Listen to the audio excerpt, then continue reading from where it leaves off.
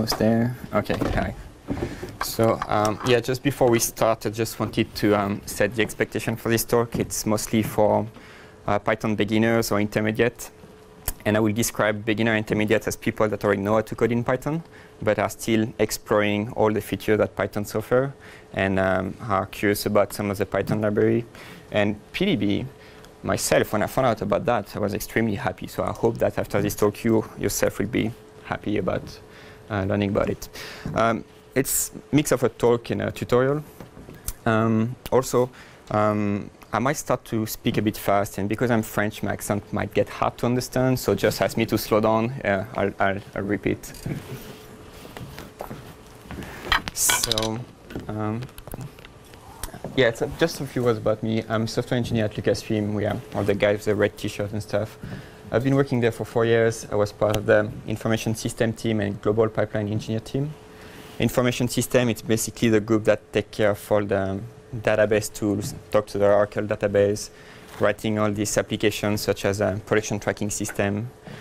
And it's a lot of Python, both a bit web and pure Python. The global pipeline team is more of a team that create all the core tools for the company. It can range from the render farm to the configuration system that we use to set up all our show and the asset management system. So I'm mostly working on the asset management side. But I'm keeping my eyes open on everything. And yeah, I'm a Python enthusiast. I really like it. I'm not yet a Python guru. I hope one day I'll be as good as some of the people sitting here. But yeah, still some time. So I just wanted to give some context before we really get into PDB itself. So in our company, we have a software division that's writing a lot of the software that the company uses. But and this software division has a lot of different programmers, very junior, fresh grad, that are still coding with Java and that we are really trying to convince to code in Python. And we have very, very experienced programmers that even some of them, like my boss Tommy here, wrote a part of Python like a long time ago. So we really have a large scale of Python programmers, very diverse group. And our artists that are creating the movies are also very technical, and sometimes, even though they don't have computer science background, they also write code for the rest of the people.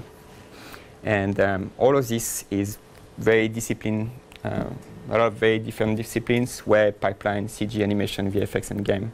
So what I want to bring up here is that the code base that we have is both very large and very diverse. And it's really hard for one person to know about pretty much everything that's going on in the company. So what the problem we're trying to fix today is, like, how do we efficiently find the source of a bug so that we can later fix it?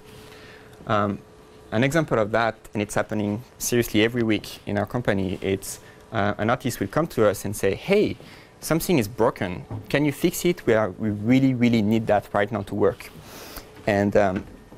And it's, yeah, Michael Bay waiting for it or whatever. So we can be lucky. We can be that person that actually just push something out. And we do push a lot of things. Somebody else was talking about pushing stuff from as often as possible.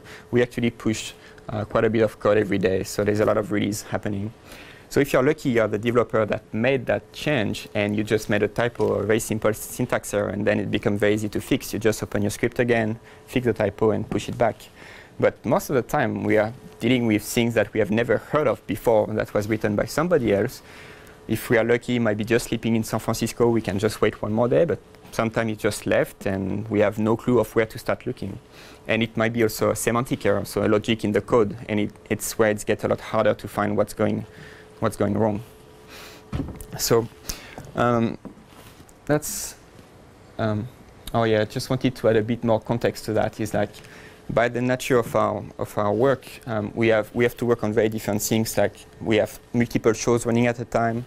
We have different discipline, VFX, animation, games, and each person is again doing a different things in that environment. So we have a very highly dynamic environment. And I think for us, what's interesting here is mostly the path and the Python path. These things keep changing. The Python path is not set in stone. It basically gets built when the application that the user is going to utilize launch. So it gets a bit harder again to track what Python module is actually being used when the application runs. It's a just-in-time configuration system, and that's how we fix our problem in the company. If you guys have better solution for creating different environments at runtime, please come and talk to us, give us some advice. We are all open. Anyway, so that's the way we do it here. So what's not really working, or at least for me, what's not really working is the print statement. The print statement might be useful sometimes if you have a short script or something like that, but when you deal with a really huge code base and most of your code lives in a publish area, which is protected so that not everybody come and mess up with, it gets hard to check out your file, get them into your path, and start debugging stuff. So first, it's slow to put all these print statement. You might, oh, that thing's working. Okay, it's slow. Then you need to clean it afterwards. It might take some time too. You need to know what module to open. And like I said, because our environment is so dynamic, we not necessarily know what module is going to be the one that's actually run when the code executes. And the code run many times can be slow. We are creating movies. Rendering one frame of a movie can take up to several hours. So there's no way you can actually wait for one frame to render to be able to see what's happening, right? It's going to take just too much time. And you might also overwrite somebody else's work at the same time. You're also potentially modifying the code by adding your print statement. If you don't clean it properly, you can leave another typo when you release your next fix. And then you are back for another push again. And finally, you cannot really stop. The print statement will just execute your script from top to bottom, and that's it. You will just be able to read the print statement afterwards. So for all these reasons, I don't really like working with print. And that's why when I found about PDB, I was really happy, and I started to use it every day now. I mean, sometimes now. So the key feature of PDB, so PDB is a Python debugger. It's one of the most commonly used in each and every company that are doing debugging. And the key features are you can execute your code line by line. That's pretty standard for the IDE, big IDE. You can inspect the variables value at runtime.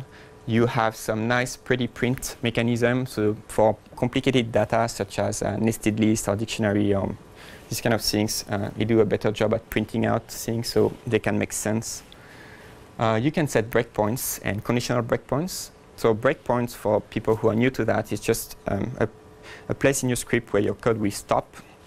And if it's a conditional breakpoint, it will stop if you reach a certain condition.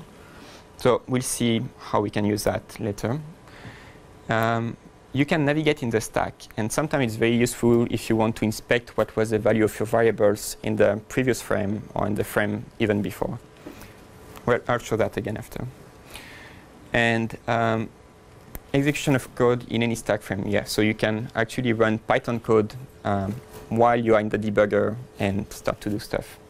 So that's why I really like PDB. So from now on, I'm gonna switch to showing some code because I didn't prepare that many slides, and I think watching code is more interesting. I'm just going to talk about the different ways of starting PDB. So from the command line, interpreter, before and after your code, and from the source code. And later we'll see examples of that with some code. So how to move through your source code, inspect the value, pretty print, breakpoint, jumps. All these are pretty standard command in the debugger. So that's the list of all the commands actually available in the debugger. A lot of them are actually alias to each other. So for instance, jump and J are the same command. There's count and C and continue, which are also doing the same thing. So there's actually not that many commands to learn to get quickly started with the debugger. Okay, so let me bring some code.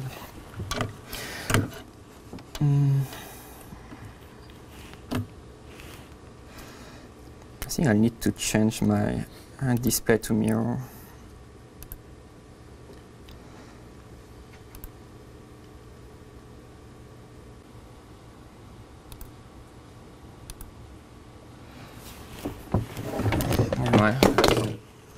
Oops, sorry. I'll just add that from here. So I've got some code here. and that's a bit small.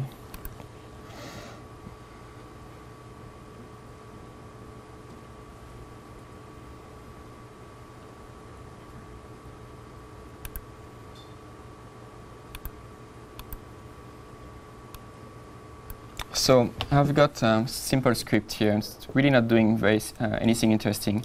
It's called demo_pdb, demo_pdb, and it's passing the 2 arguments from the command line, passing that onto a main function.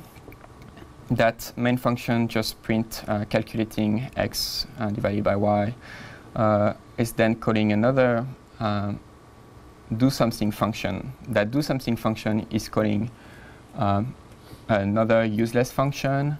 Here it's basically going to be the source of our problem. The y equals to 5 will reset the y variable to 0. And then we've got another call to do something else, which is just dividing the 2 value. So eventually what's going to happen is y will be 0 and we'll raise a 0 division error. I'm just going to show quickly the useless function, So it's just printing a very boring list and doing a loop. I'm just using that as a way of demoing the feature of PDB. So when the program works as per normal, we can do demo PDB and then 10 and 2.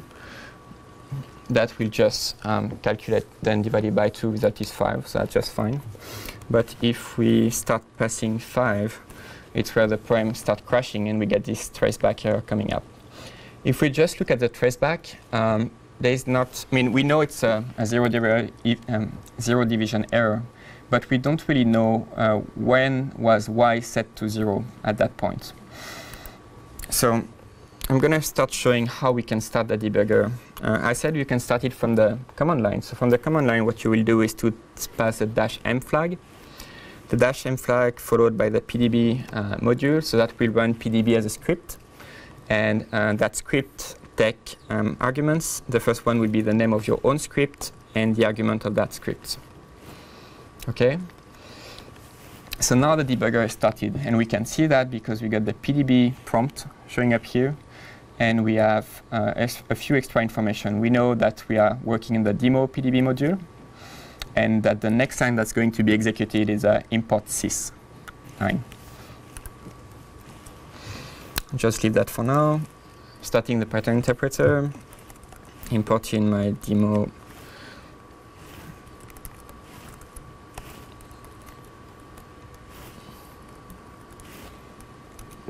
module, and I'm going to import PDB here. That's another way of working from the interpreter. You can import it before to run your code, and PDB offers multiple ways of starting the debugger. One of them is called run call. Run call takes the function that you want to run. So demo PDB, and here we'll call the main function with the arguments.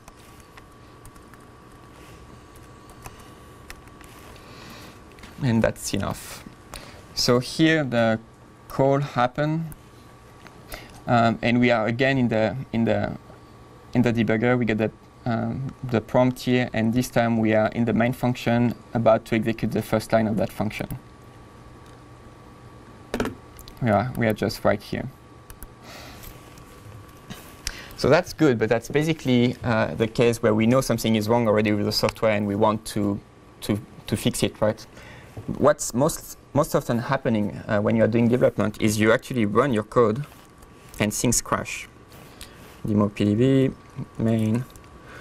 So you're playing with the interpreter and something goes wrong.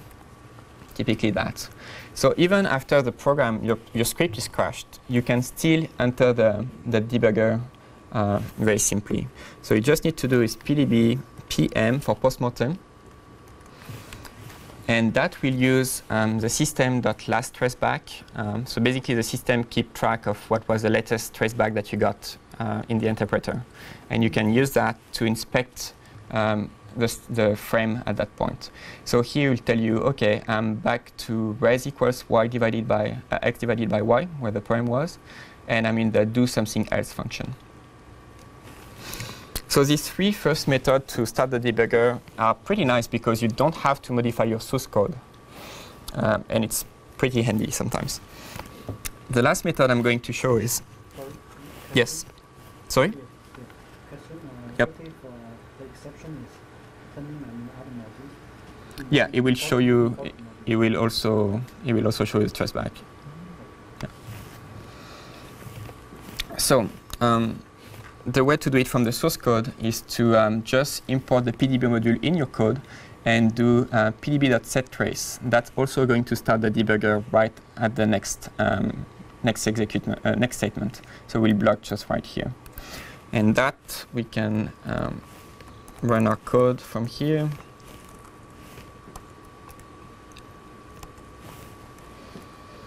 And it's blocking before the traceback happen. Okay.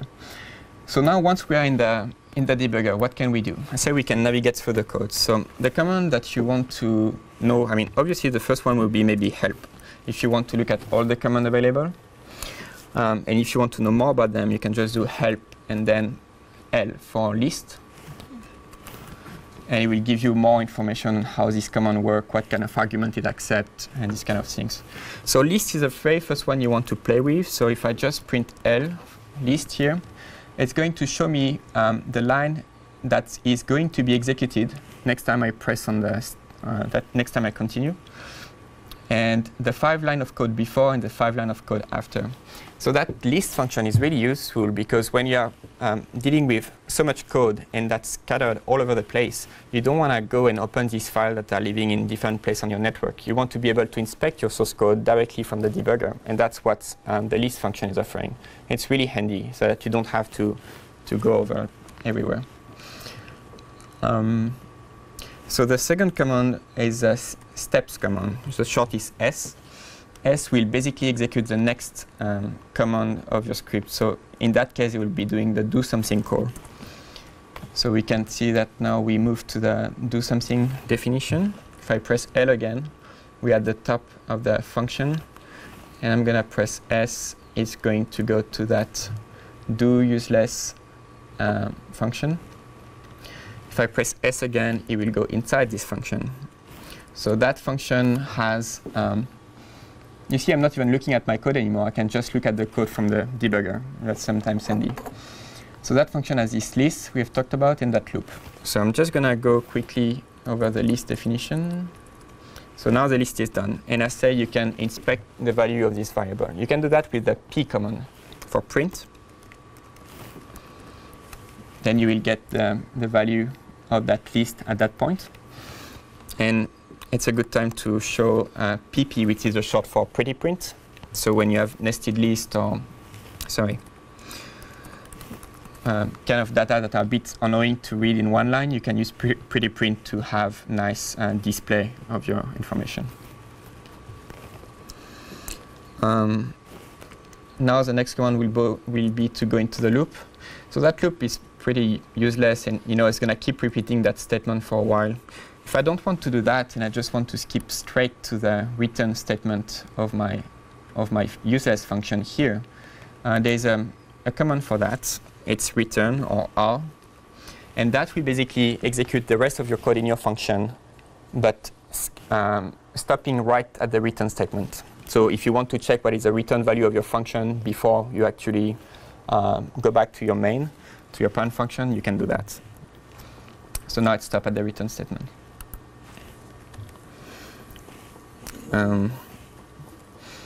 So now we are back into our do something function. So at that point, y is still equals to 5, but because of argument, it will be reset to 0. We keep going. We go in the do something else function. And here we're in the do something else function. So the do something else function, the value are, sorry, what is wrong? P and Y, P and X. So you can display the value like that. If you want to know what are the values that were passed to this function when it was called, you can also use the command args. And it will show you what was the argument passed to that function when it was called. So we pretty much know that the problem here didn't really come from that function, but from the function above, from the previous frame, right? And it's where the stacks comes into play. You can basically go back up to the previous frame and start looking at the data at that point. So if I use the command w, it's basically the short for where. It will show us the stack at that point. So we started from the main module, we went from to the main function, into the do something, into the do something else, and now we are in the do something else function about to execute that raise call. But we can see that we are, with this little arrow here, it's telling us you are in that current frame. If you want to go to that frame above, in that do something call, you can. You can just use the up command, or U for short, and then if you look at the stack again, now you have moved up to the previous frame. So I could use L to see exactly where I was in the when I went to the do something else call. And here again, I can look at what are the values that were passed to this function. That is incorrect. Actually, I could look at the value. Yeah, the value of y here is 0 and 10, but it's not what was passed to the function. If I go one frame up again, and I checked y, so now I'm back to the main function, the y was equals to 5. So I know something was wrong in that do something function.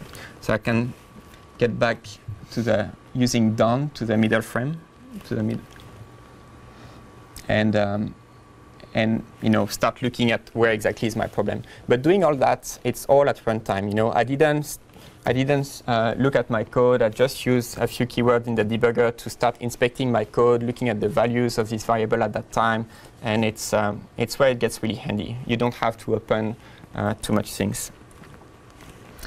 So finally, when you have a sense of where your problem is and you just want to quit the debugger, you can just use the continue command, or C, and that will continue executing the remaining part of your code and raise that error. So now we roughly know that our problem was in that do something function around that if statement that's doing something funny. So the next time I actually execute that code,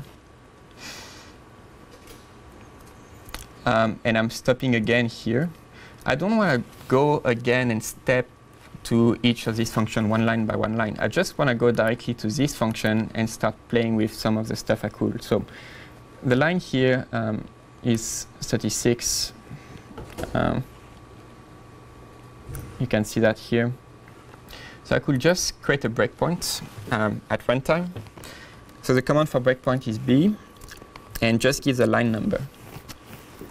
So that has created a breakpoint in that given line. And now if I use continue like I just did before, it will go up to the next breakpoint that it encounters. So now if the next statement that's going to be executed, that if statement that things. I can again use L if I want to see a bit what's around. We see the sign for the breakpoints. And we can start doing things here. So let's say I know it's pretty much that piece of code that's messing up my script. I will want to see what will happen if I wasn't running that piece of code and I was directly going into this call, do something else. Well, you can do that. You can actually jump over the code with a jump function and just call J and the line that you want to jump to. And that will basically jump over that code. And I can check that if I check the value of y. Y now is still equals to 5. It wasn't changed to 0. And I want to see if my code will be running fine with that. I can press continue. And the result will be 2, which is what I expect. That exception comes from the fact that I didn't clear my breakpoint after setting them. So if I do it again, once I reach that breakpoint, I can look at all of my breakpoints by calling B again. It will show me all the breakpoints that I've currently set. So there's only one breakpoint, and it's at that line. It's bit it one time, the first time I've just run. And I can just clear my breakpoints with the clear command. that will clear all my breakpoints and run the command again. So because I didn't jump over the code this time, the error was raised. So there's some jump that you can do. There's something that are illegal to do. You cannot jump into a loop or into, I think it's a final statement. So there's a few corner cases which are to be avoided. But overall, the jump function is pretty handy when you want to go even forward or backward in your code. You can actually go backward and rerun the same code that you just ran before. So that's sometimes really handy. The other function I wanted to show was, let me check. Yeah, you can set conditional breakpoints. So imagine you have a big loop, and your loop is actually breaking when you reach that particular case in your loop. You can actually say breakpoint and give the line and say comma and give your condition, your Python condition. You can say if that variable is equal to that value, then stop. And that's super handy too, because number of times where you have big loops that are doing a lot of things, and you don't want to go over all the first iteration. You just want to stop when you know the condition is met and you want to inspect what's going on at that time. So the breakpoint, conditional breakpoint is pretty handy too. And the last command I'm going to talk about is just the alias command. So you can, so I'm going to set a get that breakpoint to line 36 and get there. Oh, I forgot to say, you can run Python code here. So you could, instead of jumping over your variable, your if statement, you can go through it. And now we have y equals to 0. But you can also say, now I want to see what's going to happen if I modify my variable y and set it to 2, for instance. And now if I continue executing my code, y here will be 2. So you can actually modify the value of your code at runtime. And it's super handy when you're debugging. You want to see if that will work with something else. Yeah, that's one way of doing it. So the alias command, yeah. You can only modify variables or do other things? You can do all Python legal command that wouldn't impact the PDB command. So if you redefine something like C equals to something, because C is a command in the debugger, it's a bad idea. Yeah. And if you are doing something a bit funny, usually, and you want to run Python code, the exclamation mark is how you tell really the debugger, hey, I'm going to run some Python code here. But if you are doing something simple, you can just go ahead and just run your Python code straight like that. So that last command I was talking about is alias. So I'm going to create an alias called v. And that alias will be print my locals variable. OK. And now that I have this alias set, I can just type v, and at any time in any of my function, look at my local variables. And you can basically set any kind of alias. You can actually save that into your .pdb.rc file so that you can customize a bit your debugger. And that makes it a lot easier to do interesting things with it. I think that's about what I had. Let me see. So yeah, so we've seen pretty much. So you can also enable or disable breakpoints. You have control over your breakpoints. You have control on how many times you want to hit your breakpoints and then skip it. There's a really nice set of features. You can also set breakpoints that you really hit only once and then skip over them next time. But it's just by playing with it that you will learn more about it. But yeah. So here are some of the references on internet which I found pretty good. I really like this one, the Doug Hellman. I think it's pretty well detailed. And yeah, the Python library is actually, I think the documentation could be a little bit better. But yeah, yeah, that's all I had. So if you have a question, it's a good time. Just an example that I edited some file. It's called a.py. Yeah. And then at the same moment, my friends edit this file. Yeah. So what happened is IPDB. When I put the next, it will be read on the modification of file or still at the same file. Well, if your module wasn't imported before, it will be looking at the new file. But if your module was already loaded in your environment, I guess it will just use the one that you already loaded. and the Python Go can correct me if I'm wrong here. But I think it's what's going to happen. Yeah. It doesn't read it from disk every time. The source code effectively in the byte code. So you're seeing the code, you're seeing the source that is running at Yeah. that point. So it depends if you have loaded your module or not. Short answer is don't sweat that. Yeah. It does the right thing. Shorter answer, don't do that. Yeah. Short answer. Slightly longer answer is try it all. Yes. Actually, what aliases have you found to be useful? Do you have sort of Well, mostly locals. Yeah. Yeah. No, I've actually just found that not so long ago, so I haven't set up my debugger myself with more alias, but I found it pretty sweet. Yeah. Yep. How does the up command works again? So it will look at your stack, and it will basically... Is it only for inspection? So you cannot, for example, do some... Yeah, it's only for inspection. If you want to modify your code up your stack, it won't work. It will go back, it will resume from the newest frame. Yeah. Does this work, up command work in the loop as well? Let's say, Yeah, I think it will just... I mean, if you are stopped in the middle of your loop, you can always go back to the frame before, right? Because it's just the calling function that brought you to that loop. So yeah, it will work too.